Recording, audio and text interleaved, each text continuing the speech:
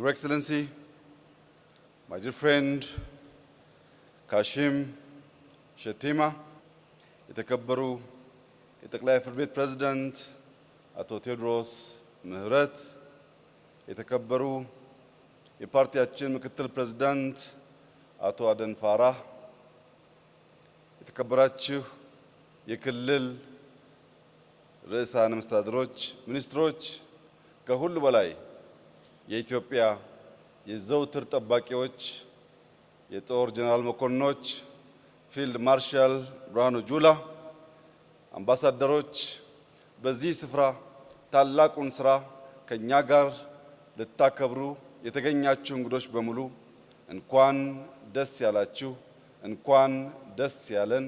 እንጀምራለን፣ እንጨርሳለን፣ እንጀምራለን፣ እናስተምራለን፣ እንጀምራለን፣ እናንሰራራለን። ይህ ኢትዮጵያዊነት ነው።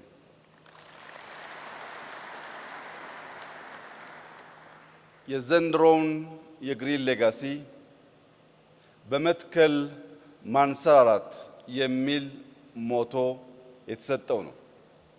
በመትከል ማንሰራራት የተባለበት ዋነኛው ምክንያት የግሪን ሌጋሲ የመጨረሻው ዓመት በመጀመሪያው ዕቅዳችን መሰረት የሚቀጥለው ክረምት ነው።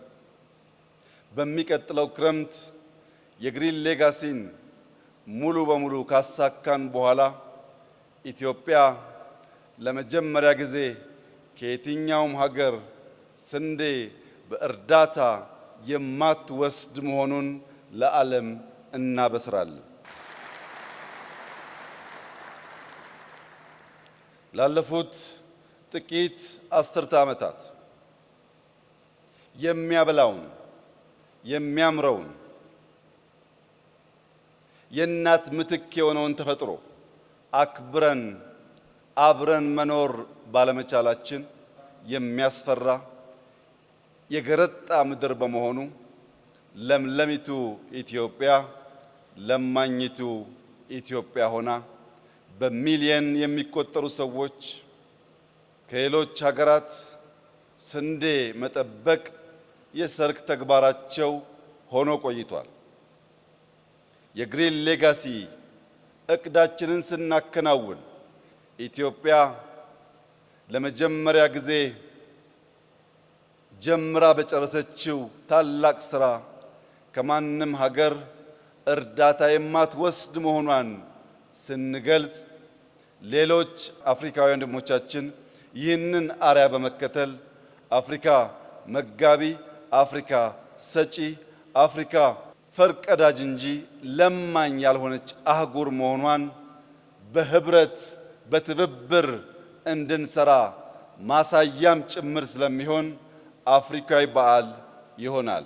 ዛሬ ለዚያ ማሳያ እንዲሆን በአፍሪካ ትልቁን ፖፑሌሽን የያዘችው ናይጄሪያ በኢኮኖሚ እያደገች ያለች፣ በተግባር ሪፎርም በማካሄድ ለአፍሪካ ፈርቀዳጅ ስራዎች እየሰራች ያለች ታላቅ ሀገር አንድ ዓመት ሲቀረን መባቻውን በጋራ ለማክበር ከኛ ጋራ ወንድማችን ካሽም የተገኘ ሲሆን መላው አፍሪካ ከግሪን ሌጋሲ ተምሮ እርዳታን ከውጭ የምናቋርጥበት ዘመን በቅርብ እንደሚሆን ያለኝን ታላቅ እምነት ስገልጽ ከኩራት ጭምር ነው።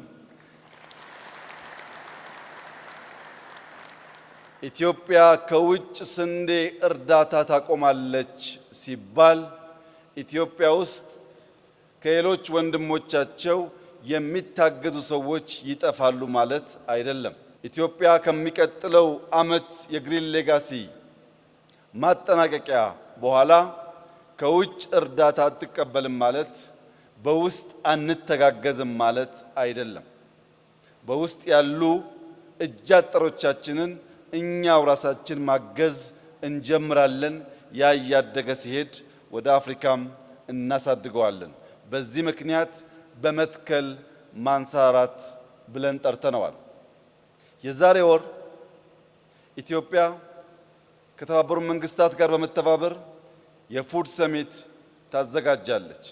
የፉድ ሰሚት የምታዘጋጀው በምግብ ራስን ለመቻል ባደረገችው ጥረት ምሳሌ ሀገር ትሆናለች ተብሎ በመታመኑ የተባበሩት መንግስታት ኢትዮጵያን ለዚህ ታላቅ ሰሚት መርጧል። በብዙ ሺህ የሚቆጠሩ የዓለም ተሳታፊዎች በአዲስ አበባ ይገኙና የምግብ ሰሚት በጋራ እናከብራለን። እንደገና በወሩ ጳጉሜ ውስጥ የአፍሪካ ክላይሜት ሰሚት ለሁለተኛ ጊዜ የሚከበረው እዚህ አዲስ አበባ ውስጥ ይከወናል። ኢትዮጵያ የክላይሜት ሰሚትን እንድታዘጋጅ የተመረጠችበት ዋነኛው ምክንያት በክላይሜት ፈርቀዳጅ አርአያ ስራ መስራቷ በሁሉም ወንድምና እህት ህዝቦች በመታመኑ ነው። ታዲያ እርዳታን ካቋረጥን ለዓለም የምግብ ሰሚት አርአያ በመሆን ሰሚት ማዘጋጀት ከጀመር ለክላይሜት ሰሚት አክቲቪዝም ብቻ ሳይሆን አክሽን ያስፈልጋል። እንደ ኢትዮጵያ እየተከል ክላይሜታችንን እናክም የሚል እሳቤ ዓለም አምኖ ወደኛ ከመጣ ማንሰራራት ከዚህ ወዲያ ከየት ሊመጣ ይችላል? ግሪን ሌጋሲ እጅግ ዘርፈ ብዙ ትሩፋቶች ያስገኘና ያሉት ስራ ነው። በአፍሪካ በጣት የሚቆጠሩ ትላልቅ ስራዎች ተሰርተው ከሆነ ከነዚያ መካከል አንዱ የግሪን ሌጋሲ ነው። የግሪን ሌጋሲ ታላቅ ስራ የሚያደርጉት ሶስት መሰረታዊ ጉዳዮች አሉ። አንደኛው ለተከታታይ ዓመታት ታላላቅ የማይታመኑ ቁጥሮችን አስቀምጦ በሚሊየን የሚገመቱ ሰዎች አሳትፎ ሳያቆራርጥ ያሰበውን የ50 ቢሊየን ችግኝ ለማሳካት አንድ ዓመት የቀረው ሲሆን በዚህ ዓመት ከምንተክለው ጋር ከ47.5 ቢሊየን ያላነሰ ችግኝ በኢትዮጵያ የሚተከል ሲሆን በሚቀጥለው ክረምት ከምንተክለው ጋር 54 ቢሊየን ልንደርስ እንችላለን። 54 ቢሊየን ስንደርስ 3 እና 4 ቢሊየን ካተካከል ምክንያት ምናልባት የተበላሸ ቢሆን ያሰብነውን 50 ቢሊየን በተሟላ መንገድ የሚያሳካ ሁነኛ ትልቅ ጅማሮና አርአያነት ያለው ፍጻሜ ይሆናል። ይህ ሲባል ከዚህ ቀደም ለመትከል የሞከሩ ሀገራት፣ ቡድኖች አልነበሩም ማለት አይደለም። ከዚህ ቀደም በሀገራችንም በውጭም መሰል ሙከራዎች ነበሩ። እነዚያ ሙከራዎች ግን ዶሮ በጋን ነበሩ። ካለብን ትልቅ ችግር አንጻር እዚህ ግባ የሚባል ችግር የፈቱ አልነበሩም። ይሄኛው በምግብ ራሳችን ለመቻልና የምግብ ሉዓላዊነትን ለማረጋገጥ በእጅጉ መሰረት የጣለ ነው። 50 ቢሊዮን ችግኝ ከ20 ሚሊዮን በላይ ሰው አሳትፎ የተከለ ሀገር እስካሁን የለም። በዓለም ዘ ቢገስት አፎረስቴሽን የሚባለው በኢትዮጵያ ተጀምሮ በኢትዮጵያ እያለቀ ያለው ግሪን ሌጋሲ ነው።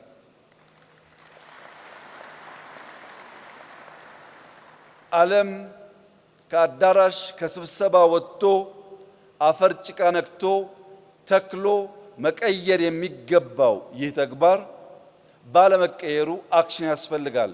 ሰርተን በማሰራት አፍሪካ ውስጥ ያለውን አንደኛውን ስብራት መመለስ አለብን ስንል ሬኮግናይዝ ለማድረግ ጊዜ የወሰደባቸው ቢሆንም አሁን ዓለም የኢትዮጵያን ግሪን ሌጋሲ አርአያ አድርገን ክላይሜት ሰሚት በኢትዮጵያ አዘጋጅተን በመላው አፍሪካ እንዲሁም በሌላው ዓለም ይህንን መሰል የተግባር እንቅስቃሴ እንጀምር ያለበት ዘመን ላይ ስለደረስን በዚህ ጉዳይ ያመናችሁ፣ የተሳተፋችሁ፣ እጃችሁ ጭቃ የነካ የተከላችሁ፣ የተንከባከባችሁ ኢትዮጵያውያን፣ በኢትዮጵያ የምትገኙ ዲፕሎማቶች፣ ይህንን መልካም ህልም የደገፋችሁ የየትኛውም ሀገር ዜጎች በሙሉ እንኳን ደስ ያላችሁ፣ እንኳን ደስ ያለን እላችሁ እወዳለሁ።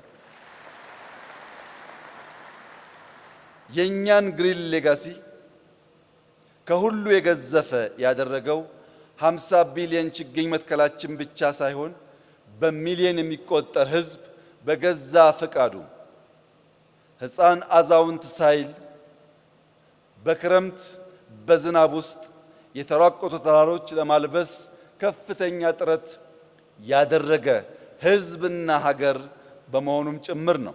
መልክዓ ምድራችን ቀደም ሲል እንዳያችሁት የተራቆቱ የገረጡ የሚያስፈሩ ተራሮች ለብሰው አምረው ተውበው ማንም ሰው በቀላሉ የግሪን ሌጋሲን ኢፌክት ማየት እንዲችል ያስቻሉ በመሆናቸውም ጭምር ነው።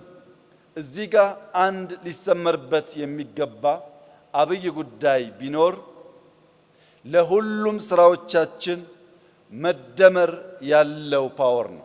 ስንደመር ያለን ጉልበት፣ ስንደመር የሚሰማው ድምፅና የሚፈጠረው ኢፌክት ከፍተኛ መሆኑን ያሳያል። ባለፉት ዓመታት ከ20 ሚሊዮን በላይ ኢትዮጵያውያን ተሰናስለው ለዚህ ህልም ባይተጉ ኖሮ 5 ወይም 10 ሚሊዮን ቢሆኑ ቁጥሩ 50 ቢሊዮን መድረስ አይችልም።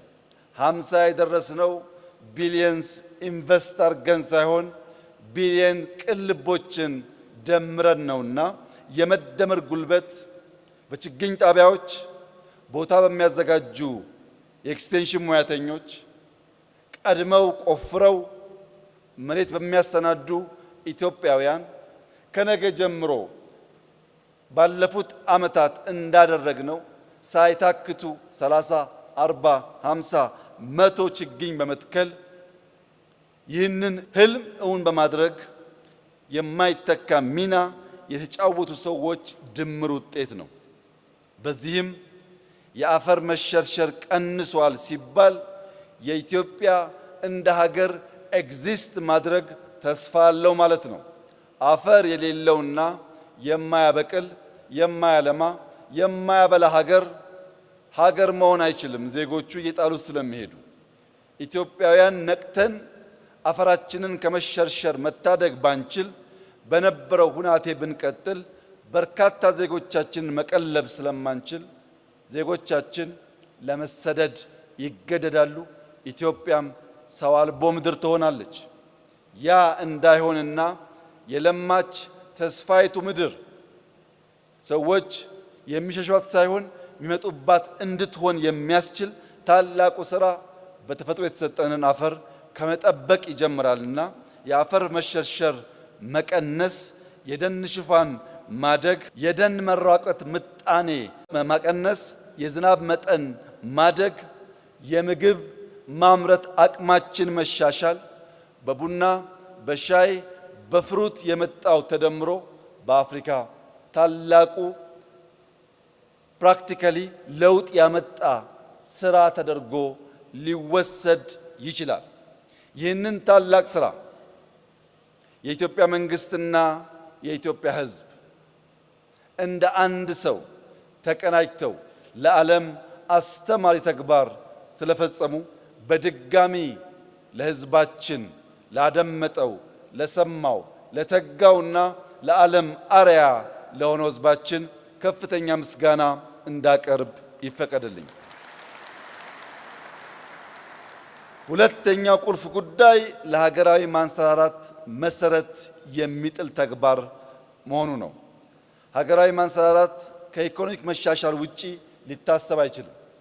ኢኮኖሚያችን በብዙ መስክ የሚገለጥ ቢሆንም ከዚህ ከግሪን ሌጋሲ ጋር በሚያያዝ በጥቂት ማሳያዎች ለመግለጽ፣ አንደኛ በቱሪዝም ሰው ከሀገሩ ትኬት ቆርጦ ወደኛ የሚመጣው ውብ መልክዓ ምድር ለማየት ነው።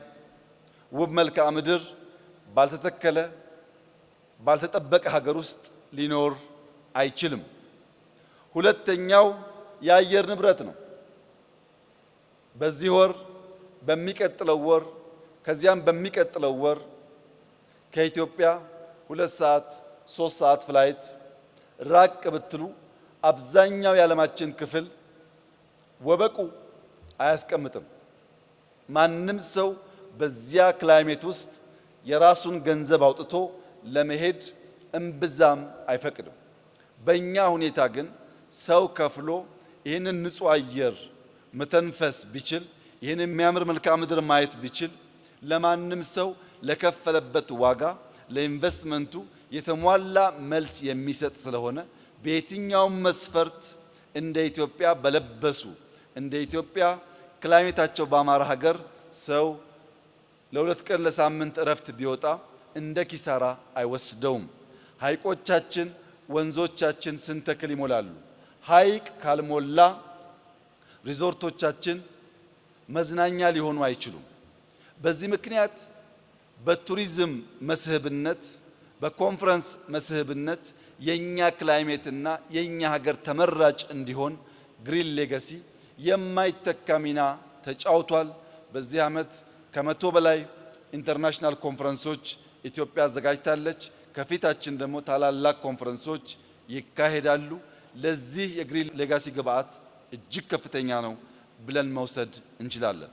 ከግብርና አንጻር የአፈር መሸርሸር ምርታማነት እንዲያድግ የዝናብ መጠን እንዲጨምር የከርሰ ምድር ውሃ ብቻ ሳይሆን የዝናብ መጠን እንዲጨምርና እርሻችን በዝናብ እጥረት ምክንያት እንዳይደርቅ በዘራነው ልክ ሳይሆን አብዝተን ሃርቨስት ማድረግ እንድንችል አግዟል። ለዚህ አንዱ ማሳያ ቡና ነው። ቡና ባለፈው ዓመት 1.4 ቢሊዮን ዶላር ኤክስፖርት ስናደርግ በሚቀጥለው ዓመት በእርግጠኝነት ይጨምራል ብዬ መናገሬ ይታወሳል። ነገር ግን ምንም ይጨምራል ብዬ ብገምት ቡና በአንድ ዓመት 2.5 ቢሊዮን ዶላር ይደርሳል ብዬ አልገመትኩም። ግሪን ሌጋሲ ዘንድሮ 2.5 ቢሊዮን ዶላር ከቡና እንድናስገኝ አስችሏል። ቡና ካልተከሉት ቡና ካልጠበቁት እንዲሁ ምርቱ በቂ ሆኖ የኛን ፍጆታ ሸፍኖ ኤክስፖርት በዚያ ልክ ሊመጣ አይችልም። ያ የሆነው በግሪን ሌጋሲ ስራችን ነው። በኢንዱስትሪ የሚወሰን እንደሆነ ግብርና ትልቁ ግብዓት ነው። ከግሪን ሌጋሲ አንጻር ቅድም ባምቡ ታይቷል። ከባምቡ በተጨማሪ ለወረቀት ግብዓት የሚሆን ዛፍ በስፋት በመትከል የወረቀት ፋብሪካ በኢትዮጵያ መትከል ከቻል ለወረቀት የምናወጣውን ከፍተኛ ወጪ መቀነስ ብቻ ሳይሆን ለህትመት ለትምህርት ስርዓታችን በእጅጉ የሚያግዝ ይሆናል። ለኢንዱስትሪ ግብዓት ነው። ለግብርና ወሳኝ ነው። ለቱሪዝም ወሳኝ ነው። ኢኮኖሚያችን በአጠቃላይ የሚያነቃንቅና የሚያሳድግ ነው። ለማኝ የተባለችውን ሀገር የምግብ ሉዓላዊነት ያረጋገጠች ሀገር የሚያስብል ታላቅ ስራ ነው። ሶስተኛው የግሪን ሌጋሲ ቁልፍ ስራ ነገን ተመልካች መሆኑ ነው። ዛሬ የምንተክለው ነገ ልጆቻችን ይጠለሉበታል ብለን ነው። ዛሬ የምንተክለው ነገ ልጆቻችን አይሰደዱም ብለን ነው። ዛሬ የምንተክለው ነገ ልጆቻችን አይለምኑም ብለን ነው። ልጆቻችንን በቤት ውስጥ መመገብ በቂ አይደለም። ልጆቻችን ሀገራቸውን ጥለው እንዳይሄዱ ለሀገራችን መሰረት መጣል አለብን። የተከበራችሁ ኢትዮጵያውያን ሆይ እጃችን አፈር ካልነካ ጭቃ ካልነካ ካልደከምን የሚገነባ ሀገር የለም። ሁሉም ያማረ ሀገር በጀግኖች ልጆቹ በሆነ ዘመን በተፈጠሩ ትውልዶች የተሰራ ነው። ይህ ትውልድ የኢትዮጵያን እርግማን፣ የኢትዮጵያን የታሪክ ጥፋት፣ የኢትዮጵያን የልመና ታሪክ የሚቀይርና ኮርተው በሀገራቸው የሚኖሩ ራሳቸውን የሚያግዙ ሌሎች የሚተርፉ ልጆች የምንፈጥርና የምናወርስ መሆን አለብን። ለዚህ ታላቅ ተግባር የተመረጠ ይህ ትውልድ ኩራት ሊሰማው ይገባል። ለልጆቹ መልካም ሀገር ሰርቶ ማለፍ የሚያኮራ ተግባር ስለሆነ በዚህ ታላቅ ቀን ለመላው ኢትዮጵያውያን በተለይም ለወጣቶች በጣም በተለይም ለታዳጊዎች አደራ ማለት የምፈልገው ግሪን ሌጋሲ ፖለቲካ አይደለም። ግሪን ሌጋሲ ብሔር አይደለም። ግሪን ሌጋሲ ሃይማኖት አይደለም። ግሪን ሌጋሲ ጾታ አይደለም። ግሪን ሌጋሲ ጥቁር ነጭ አይደለም። ግሪን ሌጋሲ ኢትዮጵያን ማልበስ፣ ኢትዮጵያን መስራት፣ ኢትዮጵያን ለትውልድ አስቦ ማሻገር ስለሆነ የእናንተን ነገ አምሮ ታዩት ዘንድ ከነገ ጀምሮ ዝናብ ቢሆን ጭቃ ቢሆን አድካሚ ሁኔታ ቢሆን ካላችሁበት ነገር ተነስታችሁ በየቀኑ በመትከል ለዘንድሮ ያቀድነውን 7.5 ቢሊዮን ችግኝ በጋራ በርብርብ እንድናሳካ በታላቅ ትህትና ልጆቻችንን ወጣቶቻችንን ማሳሰብ እፈልጋለሁ። በየትኛውም የፖለቲካ መስክ ያለን ኢትዮጵያውያን ዲፕሎማቶች፣ ሴቶች፣ ወጣቶች፣ አዛውንቶች፣ የሀገር መከላከያ፣ የፖሊስ ሰራዊት አባላት ግሪን ሌጋሲ ሁላችንን ስለሚመለከት ከነገ ጀምሮ በአካባቢያችን ከሰፈራችን ራቅ ብለን ከህዝባችን ጋር በመቀላቀል ጠዋት ከማታ በየቀኑ በመትከል ኢትዮጵያ ማንሰራራት መጀመሯን መጀመሪያ እኛ እናምናለን፣ ቀጥለን ለዓለም እናሳያለን። ኢትዮጵያ ታንሰራራለች። ልጆቻችን አይለምኑም። ብልጽግናችን ይቀጥላል። መደማመጣችን ይቀጥላል። በመደመር የተለወጠች ኢትዮጵያን ለልጆቻችን እናስረክባለን። ይህ ቃል እንደ ግሪን ሌጋሲ ይፈጸማል። ይህ ቃል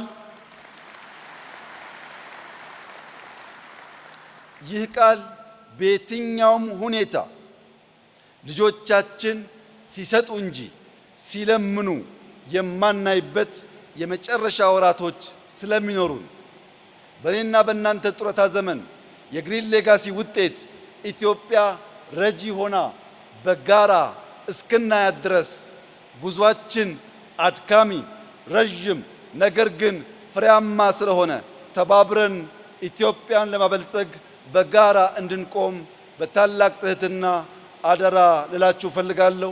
ስለመጣችሁ እጅግ አድርጌ አመሰግናለሁ። ይህን ያዘጋጀ እጅ፣ ያሰቡ አእምሮች፣ የደከሙ ኢትዮጵያውያን በሙሉ ምስጋና ይገባቸዋል። እኛም ወግ ደርሶናል። እንኳን ደስ ያላችሁ። አመሰግናለሁ።